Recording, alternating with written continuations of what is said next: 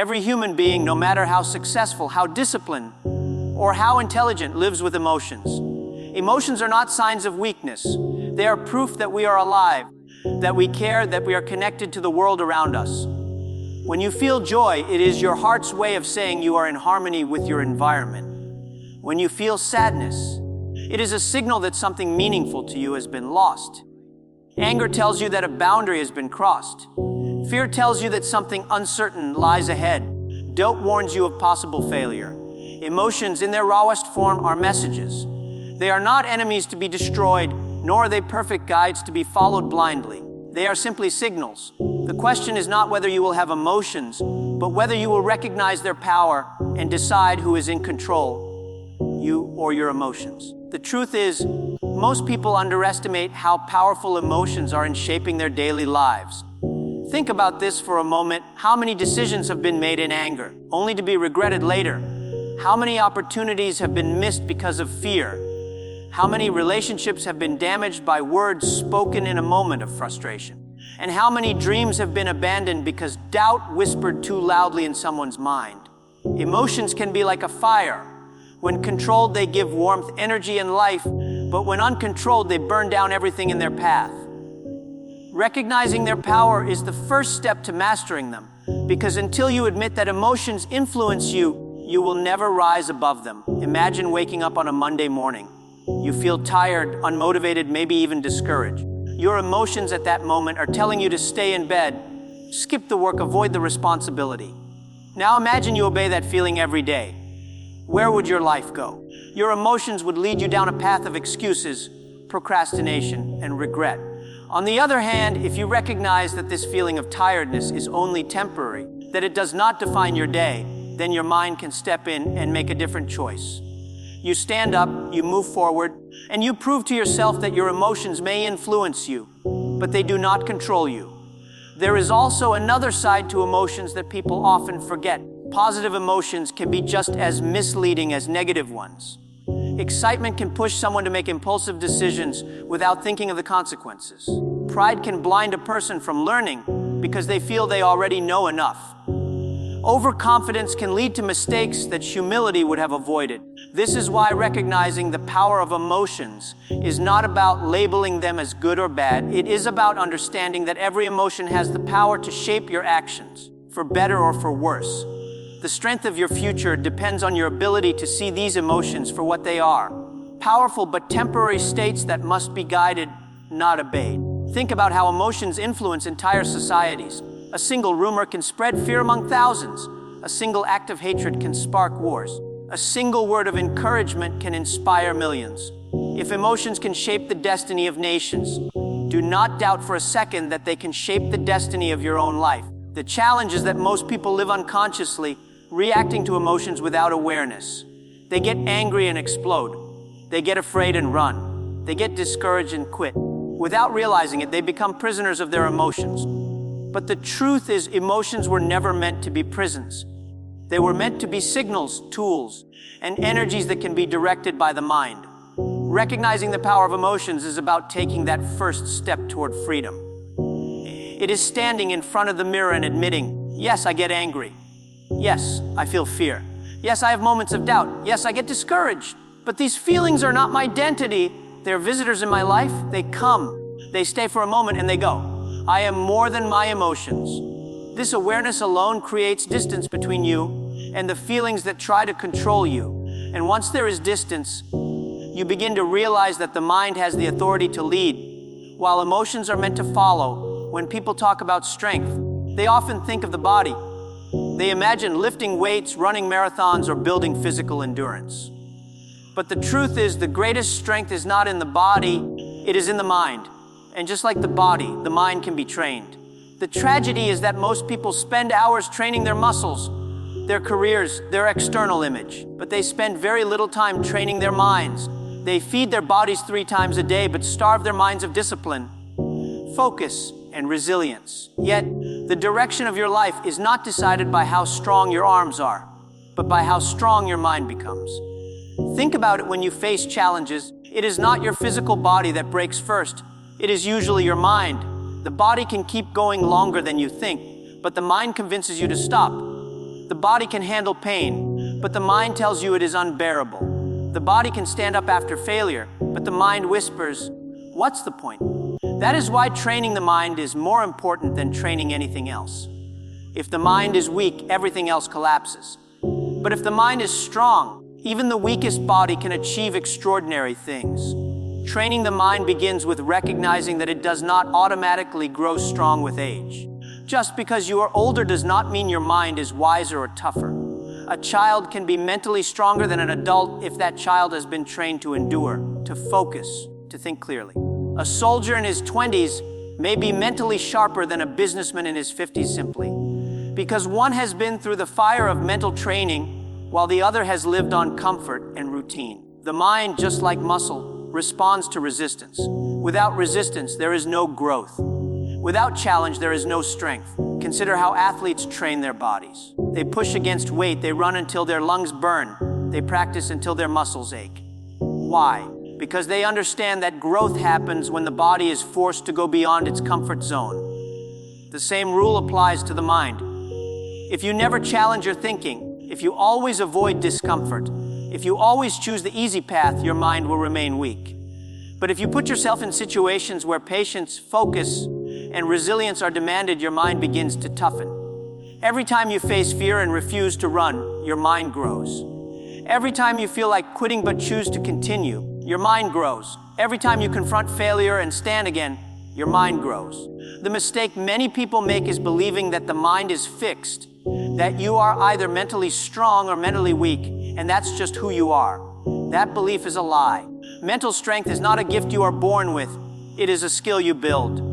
Just like nobody is born knowing how to read or write, nobody is born with unshakable mental discipline. It is developed through practice. It is built through daily choices. It is shaped by how you respond when life challenges you. Think about how often people train their emotions instead of their minds. When they feel sad, they drown themselves in entertainment or distractions instead of asking what lesson they can learn. When they feel afraid, they avoid the situation instead of confronting it. When they feel discouraged, they quit instead of pushing through. Each time they give in, the mind becomes weaker. But each time they resist and endure, the mind becomes stronger. Training the mind is not about eliminating emotions. It is about teaching your mind to lead when emotions are loud. One powerful way to train your mind is through small daily disciplines. Wake up earlier than you want to. Finish what you start even when you lose motivation. Push yourself to do one more repetition, one more page, one more hour of focus when your emotions tell you to stop. These moments are the mental gym. Just as every push up makes your body stronger, every disciplined choice makes your mind stronger. And the more you practice, the easier it becomes to resist emotions that try to pull you down. Your mind is like an army. If untrained, it will panic at the first sign of trouble. If trained, it will stand firm in the face of chaos. If untrained, it will scatter when fear arrives. If trained, it will hold its ground and lead you forward. The training is not easy, but neither is life. If you do not train your mind, life will break it for you. But if you train it daily, no storm will be strong enough to defeat you. One of the greatest differences between a strong mind and a weak one lies in this simple truth: weak minds react, strong minds respond. At first, the two words may sound the same, but the difference between them can decide the quality of your relationships, your career, your decisions, and ultimately, your entire future. A reaction is instant, uncontrolled, and emotional. A response is thoughtful, measured, and guided by reason. When you live by reactions, your emotions drive the wheel of your life. When you learn to respond, your mind takes back control. Think about how many regrets in life are born from a reaction. A heated argument where angry words were spoken only to cause damage that cannot be undone. A business deal rejected out of fear, only to watch someone else succeed where you could have thrived. A friendship destroyed because pride reacted faster than forgiveness. Reactions come quickly, but they often cost more than they are worth. They are like fires, small at first, but once unleashed, they spread destruction everywhere. On the other hand, responses may take more time, but they carry wisdom. They allow you to pause, to see the bigger picture, and to act in a way that serves your long-term vision rather than your temporary feelings. Emotions love speed. They tell you, do it now, say it now, decide it now. But wisdom loves patience. Wisdom whispers, wait, breathe, That pause, that small space between stimulus and action, is where greatness is built. The most successful leaders, the most resilient individuals, and the most admired people in history were not those who never felt anger, fear, or frustration. They were people who learned to master that small pause and choose a response instead of a reaction. Consider a simple example. Imagine someone insults you in front of others. Your emotions want you to react immediately. Shout back, defend yourself, throw anger at them. But if you react, you let that person control you. They push a button, and you dance to their tune. Your reaction proves that they have power over you. But if you pause, if you choose to respond instead, you take back the power. You might decide to remain calm, to walk away, or to reply with dignity. In that moment, you show not only strength but mastery. You are no longer a puppet pulled by strings of emotion. You are the master of your own choices. Reactions often come from the past. They are patterns built from previous experiences, fears, or disappointments. Someone raises their voice, and without thinking, you raise yours. Someone questions your ability, and instantly you feel insecure. Reactions are automatic because they are rooted in habit, but responses come from the present. They require awareness, presence, and a conscious decision. To move from reaction to response is to break free from the chains of your past and choose to live with intention in the present. Training yourself to respond instead of react does not mean you suppress your emotions. It does not mean you pretend you are not angry, afraid, or hurt. It simply means you acknowledge those emotions without letting them control the decision. When you respond, you still feel the emotion, but you choose the action. You feel the fear, but you still move forward. You feel the anger, but you choose calm words. You feel the doubt, but you still take the step. This is how the mind becomes stronger than emotion. It takes the energy of feelings and channels them into decisions that serve your higher purpose. Every day gives you opportunities to practice this shift. When traffic is heavy and frustration rises, do you react with anger or respond with patience? When someone criticizes you unfairly, do you react defensively or respond by focusing on growth? When life does not go your way, do you react by quitting or respond by adjusting and moving forward? These small daily choices are the training ground. The more you practice responses, the weaker your reactions become. Remember, reactions are cheap. They come quickly and cost heavily. Responses are valuable. They take effort but bring peace, respect, and long-term success. To live a life guided by response instead of reaction is to live a life of clarity, strength, and purpose. And the moment you start choosing response over reaction, you begin to rewrite the script of your future. There is a powerful truth that many people overlook. You are not your emotions. Your emotions are experiences, not your identity. They come and go like clouds in the sky, yet too often, people confuse themselves with what they feel. They say, I am angry, I am hopeless, I am afraid, as if those emotions define who they are. But emotions are not permanent residents, they are temporary visitors. Creating emotional distance means learning to step back, observe those feelings, and remind yourself, I feel anger, but I am not anger. I feel fear, but I am not fear. I feel sadness, but I am not sadness. This distance is the key to control. Think about watching a storm through a window. If you are outside in the storm, the rain soaks you, the wind pushes you, and you feel powerless. But if you are inside looking out, the storm is still there, but you are no longer inside it. The storm has not disappeared, but your perspective has changed. That is what emotional distance gives you, the ability to watch your emotions without being drowned in them. The storm of anger, fear, or doubt may rage, but you create a window between yourself and the storm, and suddenly you are no longer powerless. Most of the pain people carry in life is not because of the situation itself, but because they let emotions consume them. When someone criticizes you, the criticism itself is just words. But if you allow emotions to take over, you replay those words, magnify them, and carry them for days or even years. When failure happens, the event itself is just a result. But emotions of shame, guilt, and regret build a cage around you that makes you afraid to try again. Emotional distance allows you to see the event for what it really is: a lesson, a signal, an opportunity to grow, rather than drowning in the wave of feeling that comes with it. Creating distance does not mean you stop feeling.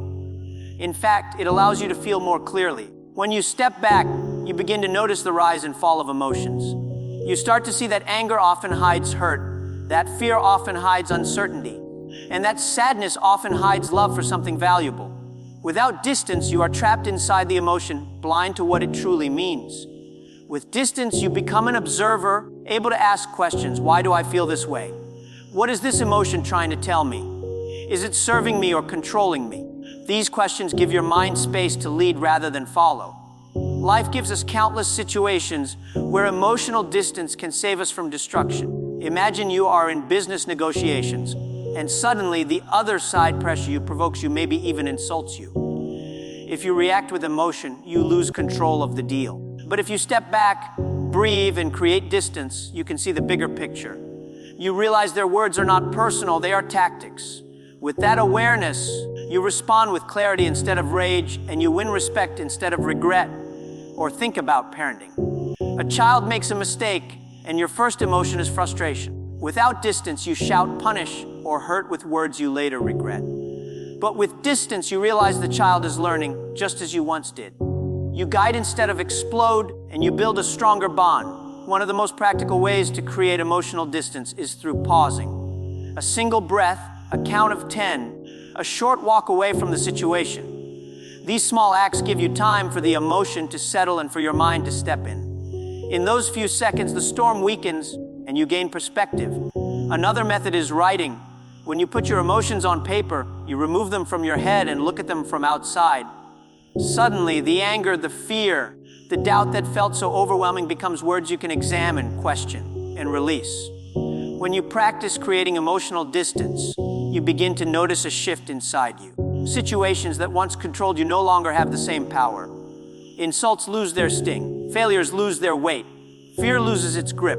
You start to realize that while you cannot control everything that happens around you, you can control how close or far you allow emotions to come to your decision making. That space is where wisdom lives. That space is where strength grows. That space is where your mind proves itself stronger than your emotions. If the mind is the captain and emotions are the waves, then self-discipline is the anchor that keeps the ship steady. Without discipline, no amount of talent, intelligence, or ambition can carry you far. It is discipline that makes a person wake up when they feel like sleeping in. It is discipline that pushes someone to continue working when motivation is gone. It is discipline that keeps you consistent when emotions are unpredictable. You cannot train your mind to be stronger than your emotions if you do not build daily habits of discipline. Because habits are the silent soldiers that fight for you when your emotions turn against you. Too often people think discipline is about punishment, about forcing yourself into misery, about living a life without joy. That is a complete misunderstanding. Discipline is not about making your life smaller. It is about making your life bigger. It is about saying yes to your future and refusing to be controlled by your moods. Emotions are temporary, but discipline is permanent. Emotions change with the weather, but discipline builds a foundation that does not shake. When you practice discipline every day, you give your mind the power to lead even when your feelings resist. Think of something as simple as waking up early. Your emotions in the morning may tell you to stay under the blanket, to sleep a little more, to delay the day. But if you have trained yourself through the habit of rising early, your body and mind already know what to do. You get up not because you feel like it, but because discipline has programmed you to act. The same is true for exercise, reading, working, learning, or any other pursuit of growth. Discipline removes the need to debate with your emotions every single day. It frees you from the constant battle of should I or should I not, because the decision has already been made by habit. Habits are powerful because they automate discipline. Imagine if every day you had to convince yourself from scratch to brush your teeth. Life would feel heavy, but brushing is already a habit. You do it without thought. Now imagine turning self-growth into the same kind of habit. Imagine reading daily without debating whether you should. Imagine practicing patience automatically, or saving money automatically, or choosing health automatically. This is the gift of discipline. It turns struggle into lifestyle, and lifestyle into destiny. Building habits of discipline requires consistency more than intensity. People fail not because they cannot work hard once, but because they cannot work steadily every day. Discipline is built in the small things. Writing for 10 minutes a day, exercising for 20 minutes, reflecting for 5 minutes, waking up at the same time, keeping promises to yourself.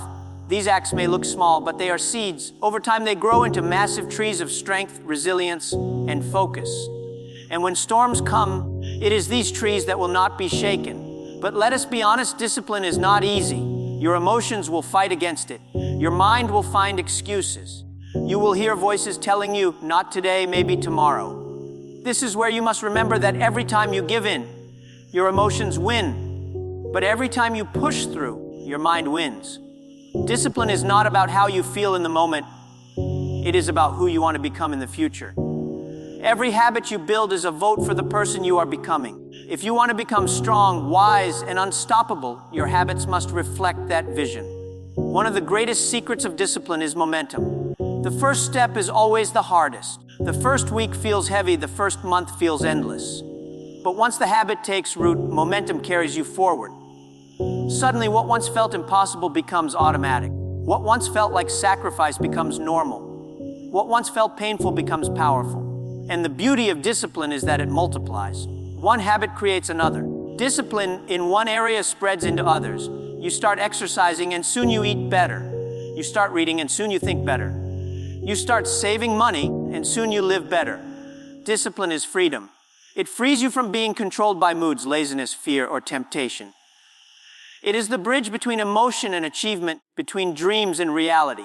And when you make discipline a habit, your mind gains the strength to stay steady no matter how loud your emotions scream. Failure is one of the most misunderstood experiences in life. Most people see failure as the end of the road, as proof that they are not capable, not worthy, not good enough. They allow failure to break their spirit, to feed their doubts, and to control their emotions. But those who build strong minds look at failure differently. They see it not as a wall, but as a classroom. They understand that failure is not a verdict, it is a teacher. Every failure is an invitation to grow stronger, to think deeper, to try again with more wisdom than before. The truth is, failure will test your emotions like nothing else. When you fail, disappointment floods your heart, shame whispers in your ear, and fear warns you never to try again. These emotions can be overwhelming, and many people surrender to them. They react with self-pity, anger, or escape.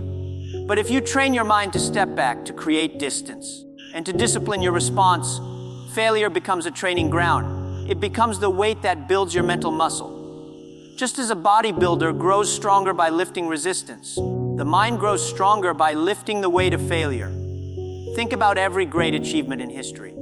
Behind every success story, there is a trail of failures. The successful are not those who avoided failure, but those who trained with it.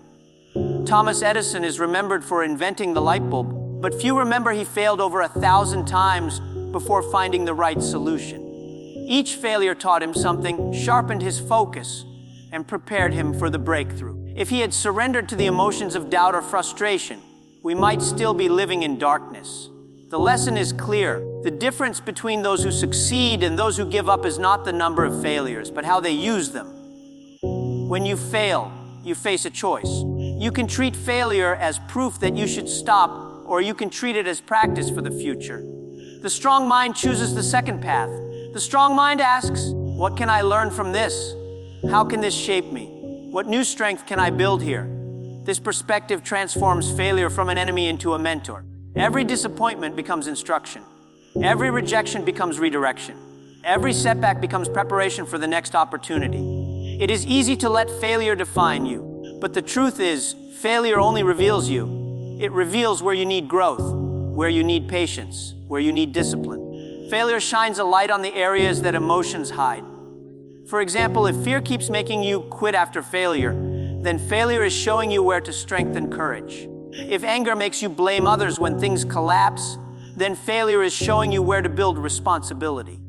If discouragement makes you stop trying, then failure is showing you where to deepen resilience. In this way, failure is not against you, it is for you, if you choose to see it that way. Training with failure requires humility. It requires you to admit mistakes, to accept responsibility, to face uncomfortable truths. Many people resist this because their emotions want to protect their pride. They prefer to hide failure, to ignore it, to blame circumstances or other people. But every time you avoid responsibility, you miss the training, you stay weak. Those who embrace failure, however, grow sharper, tougher, and wiser with every setback. They understand that failure is not a punishment, it is preparation.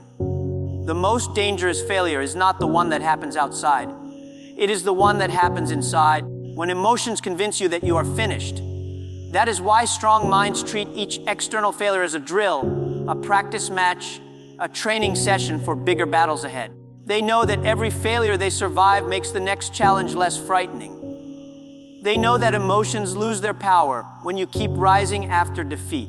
And they know that the mind that learns from failure becomes unshakable because nothing can intimidate a person who has already been broken and rebuilt stronger. One of the greatest tests of a strong mind is whether it chooses to live by vision or by impulse. Impulse is the language of emotion. It is quick, demanding, and loud. It tells you to act now, to choose comfort, to chase pleasure, to avoid pain, to satisfy temporary feelings. Vision, on the other hand, is the language of purpose. It is steady, patient, and clear. It tells you to keep moving toward what matters most, even when your emotions scream for an easier path. If your life is directed by impulses, your journey will always be unstable, because impulses change every day. But if your life is guided by vision, your journey will remain steady, because vision looks beyond the moment and focuses on the destination. Every person has experienced the power of impulse. You decide to save money, but the impulse to spend whispers in your ear, and the money disappears. You plan to eat healthy, but the impulse of craving takes over, and you break your commitment. You commit to studying or working, but the impulse of distraction pulls you to your phone, and hours are wasted. Each time impulse wins, emotions control the steering wheel of your life. These small choices may look harmless in the moment, but they accumulate, shaping a life that is inconsistent and unfulfilled. Now compare that with vision. Vision is when you can see your future clearly, even if it is far away. Vision is when you remember why you started, why you fight, why you endure. A person with vision may still feel the same impulses, but their vision is stronger than their moods. When impulse says, quit because it's hard, vision says, continue because it's worth it. When impulse says, enjoy now and forget tomorrow, vision says, sacrifice now to build tomorrow. When impulse says, wrecked in anger, vision says, respond with wisdom. Vision does not silence emotion, but it puts it in its place. Vision becomes the compass that directs your steps when emotions try to pull you off track. Leading with vision requires discipline, but more than that, it requires clarity. You cannot resist impulses if you do not know where you are going. A ship without a destination will be tossed around by every wave and wind, but a ship with a clear course does not let the storm decide its direction. The same is true in life. When you lack vision, emotions and impulses make your decisions. But when you have vision, you choose actions that align with your future, even when they are uncomfortable in the present. Think about some of the most respected people in history. They were not guided by what felt good in the moment. They were guided by a vision larger than themselves. Vision made them endure suffering without giving up. Vision made them say no to distractions that could have destroyed their mission. Vision made them rise above emotions of fear, doubt, or anger because they were focused on something greater. This is why people who live with vision inspire others. They show the world what it looks like when purpose leads instead of impulse. But vision does not need to be grand to be powerful. Even in your daily life, vision can be the difference between success and failure. A student with vision studies, not because he feels like it, but because he sees the future he wants. A parent with vision raises children with patience, not because it is easy, but because they see the adults those children will become. An entrepreneur with vision endures long nights and countless setbacks, not because the journey feels good, but because the dream is worth the pain. Leading with vision also requires reminding yourself daily of what matters most. Your emotions will always try to distract you with temporary comfort, so you must feed your vision every day. Write it down, visualize it, speak it to yourself, and align your habits with it. The more you remind yourself of your vision, the stronger it becomes and the weaker impulses feel.